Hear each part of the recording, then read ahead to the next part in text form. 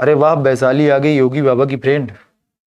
अब बेटा तुम्हें हम इतना मारे, ये बताओ, अच्छा एक चीज बताओ, योगी जीते चाहे मोदी जीते चाहे अखिलेश यादव जीते चाहे मायावती जीते, तुम तुम्हारा पेपर देने का मोदी आएंगे कि योगी आएंगे कि अखिलेश जी आएंगे कि मायावती आएंगे, बताओ पहले। तुम्हारा पेपर देने तो तुम्ही को जाना है ना। तुम बस इसी तरह कमेंट में बर्बाद रहो तुम्हारी जिंदगी। हमारे देश की जनता बहुत ही पागल है, ठीक है। पागल ना होती तो सोचो कि आपके स्कूल बंद कर दिए गए, चुनाव हो जाएगा, वो जरूरी है, चुनाव संपन्न हो जाएगा, स्कूल में नहीं चल पाएगा। चुनाव में जो है बिल्कुल ये मोदी जिंदाबाद मारेंगे, गिरा के सुधर जाओगे। सही में हम लोग के ऑफलाइन बच्चे इस तरह बोलते तो कंटाप मारते थे खींच के, ठीक है। सब ठीक है, हम किसी पार्टी के सपोर्टर नहीं हैं, किसी से हमें राजनीति से मतलब नहीं, कोसों दूर है। एक शिक्षक की नजर से बोल रहे हैं कि बर्बादी के अलावा कुछ नहीं है।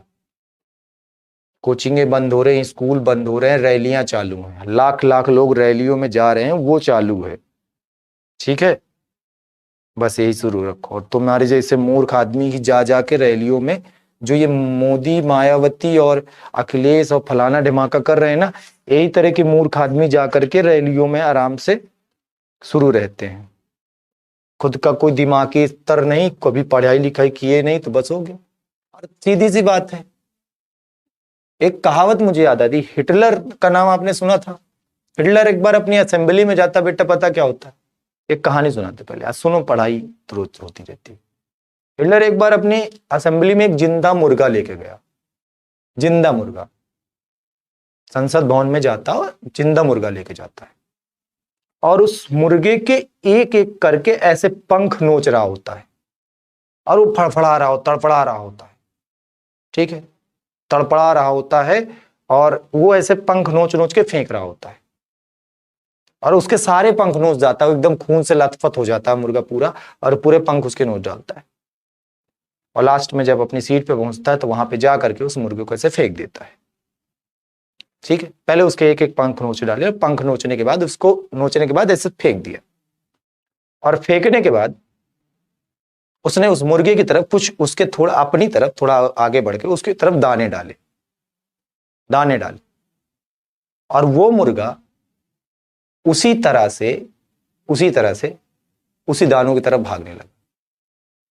उन्हें पूरी असेंबली में अपने सभी जितने भी उसके नेता लोग थे उनसे कहा, दिस इज पब्लिक, ये जनता है, ये जनता है। वास्तव में बेटा यही है, समझ लो, राजनीति। हम नहीं कहते राजनीति ना करो, भाग ना लो देश के भविष्य में, ठीक है। हाँ चलो, लेकिन ये जनता हो गई आज की, पहले हम ही को नोचते हैं और फिर हम ही को दाना देते हैं, हम ही को पहले नोचते हैं। इस ससुरे आजकल नेताओं के मुंह से कभी एक बोल बड़ा गंदा निकलता, कोई सुनना मेरे भाई, कहता हमने, ठीक है, हमारी सरकार ने, ठीक है, जबकि ना तो वो होते हैं ना तो उनकी सरकार होती है। कहते हमने 900 करोड़ का परियोजना दी। अरे का घरवा से ला के दिए हो का? हम ही तो दिए हैं, जनता ही तो दी है ना बेटा, जनता ही तो देती है। तुम्हारा पैसा टैक्स के रूप में लिया जाता है, कभी कमाना तो पता चलेगा व्हाट इज टैक्स। हम कमाते हैं, हमें पता है, हम जीएसटी भरते हैं, हम टैक्स भरते हैं, हम रिटर्न भरते हैं, हमें पता है टैक्स की अहमियत क्या होती है। हम जो सुविधाएं लेते हैं उनके लिए हम टैक्स भरते हैं। हाँ, जो कमाने लायक ही नहीं बनने देंगे तो फिर टैक्स की बात कहां से है? जब कमाने लायक ही नहीं बनोगे जीवन में कभी, तो टैक्स कहां से दोगे? जब भाई खुद खाने को नहीं है तो भुंजाने कहां से जाएंगे? सीधी सी बात है, पहले खुद के खाने के लिए तो व्यवस्था हो ना। इसीलिए कहते हैं बेटा पढ़ाई कर ले, जब पढ़ लिख लेगा ना तो अपने अधिकार समझेगा, अपने कर्तव्य समझेगा। ये जो बेवकूफों वाली बातें होती ना कि एकदम, मतलब मैं तुम्हें केवल मोटिवेट कर रहा हूं, मेरी बात को बुरा ना मानना। कुछ लोग तो होंगे हालांकि जिनके घर में शायद नेता हूं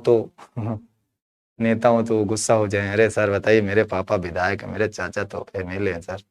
हम कहते बधाई हो उनको, उनकी उम्र है तो वो बने। तुम्हारी उम्र कहाँ है यार?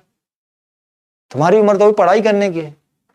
नहीं पढ़ोगे तो सोचो एक गंवार आदमी नेता बनेगा। हाँ, हमारा आदमी नेता बनेगा, कैसे होगा देश का, कैसे चलेगा भाई? बात समझ रहे हो ना?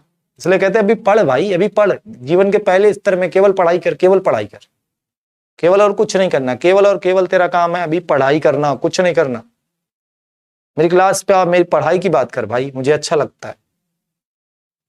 आगे कहते हैं मायावती जिंदाबाद, चले जाओ 2 करोड़ दे दो, टिकट मिल जाएगा तुम्हें भी, ले लो, यूपी के विधानसभा में लड़ लेना, युवा भाई आपका नेता आपका बेटा, लड़ लेना भाई, तुम्हारी भी इच्छा पूरी हो जाएगी आराम से।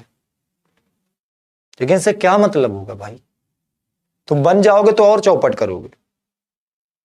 अगर इस तरह के हालात में अगर तुम नेता बन गए तो पक्की बात है तुम देश को बर्बाद कर दोगे, बेच दोगे। एक दिन समय आएगा बिक जाएंगे हम लोग, बिक जाएंगे। आज आप देखिए नेतागिरी किसे कहते हैं, नेतागिरी क्या होती है। गांव के एक प्रधान ही जीत जाता है। मैं आ गया हूँ थोड़ा, सुनो पहले, मैं आज मेरे लेक्चर आज नहीं पढ़ाऊंगा, बुरा ना मानना, ठीक है? जब मेरा मन होगा तब पढ़ाऊंगा।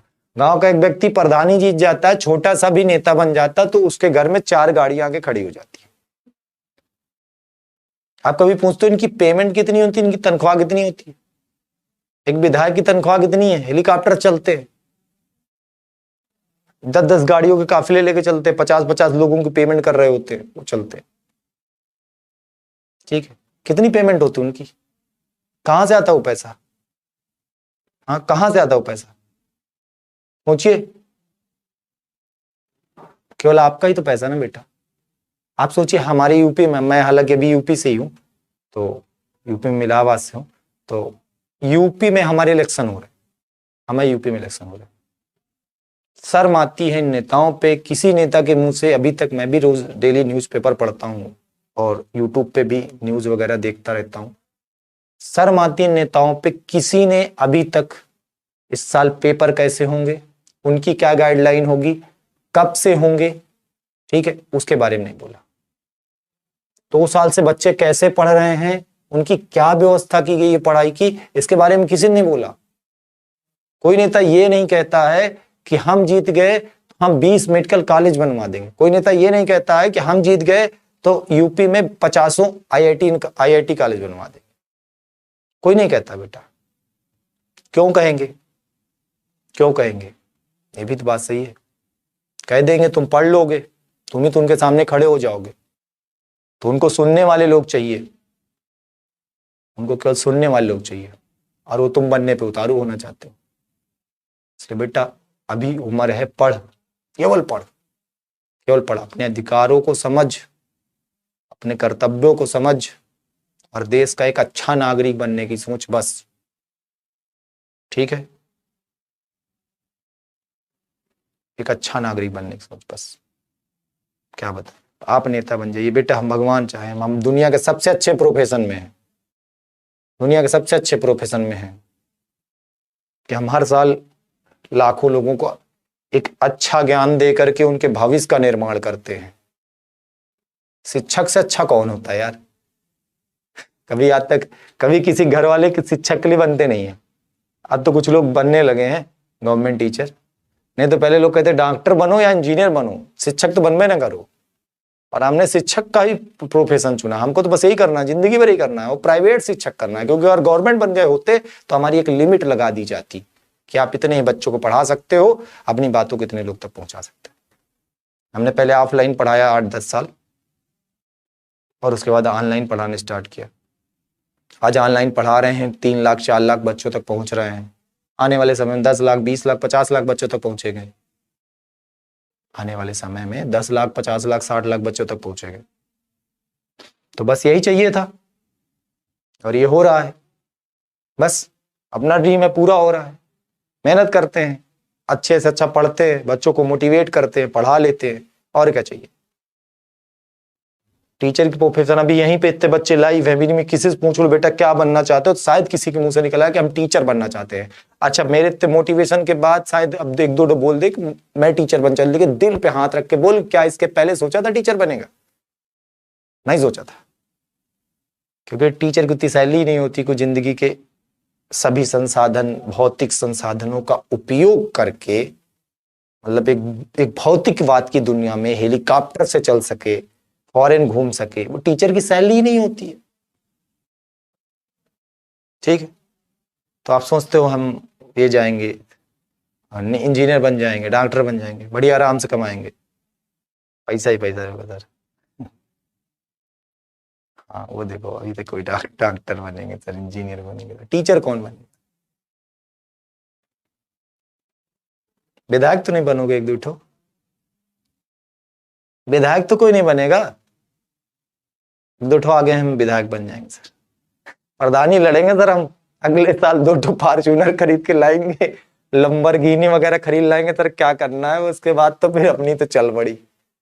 हाँ जिंदा हुए धरती में, बस अपनी शौक के लिए पूरा करो, मर जाओगे। देखा आपने आज तक एपीजे अब्दुल कलाम बेचारे जब मरे तो उनके पास केवल एक कमरा था, उस कमरे में 10,000 से ज्यादा किताबें थी, एक भारत रत्न टंगा था और ढेर सारे अवार्ड टंगे थे। कभी उस एहसान को देश भूल सकता है? देश उस एहसान को मतलब अदा कर सकता है? नहीं कर सकता। लाल बहादुर शास्त्री, जिनकी कहा जाए कुछ लोग कहते हैं हत्या करा दी गई, कुछ लोग कहते हैं गुमशुदा हो गए, पता नहीं क्या क्या बोला जाता उनके बारे में, ज्यादा इतिहास मुझे पता नहीं, लेकिन उनके बारे में मैंने पढ़ा है, थोड़ा सा अनुभव है। अब लाल बहादुर शास्त्री जब कहते हैं कि प्रधानमंत्री थे, और प्रधानमंत्री होने के बाद जब वो वहां से निकलते हैं, लास्ट में जब उनका कार्यकाल पूरा होता है, तो प्रधानमंत्री पद से निकलने के बाद वो जब प्रधानमंत्री हाउस से निकलते हैं तो उनके पास केवल एक अटैची होती है। उस अटैची पे उनकी कुछ किताबें, कुछ उनके कपड़े, कुछ दैनिक जीवन की कुछ उपयोग की वस्तुएं, वो था उनके पास, केवल वो था। सोचो आज तो भैया प्रधानी जीतो तो फॉर्च्यूनर लो, विधायकी जीत जाओ तो लंबरगिनी से मर्सिडीज से चलब शुरू कर दो, मंत्री बन जाओ तो 100-200 करोड़ इधर उधर कर दो, कोई मतलब नहीं, कोई दिक्कत नहीं। चलो बेटा।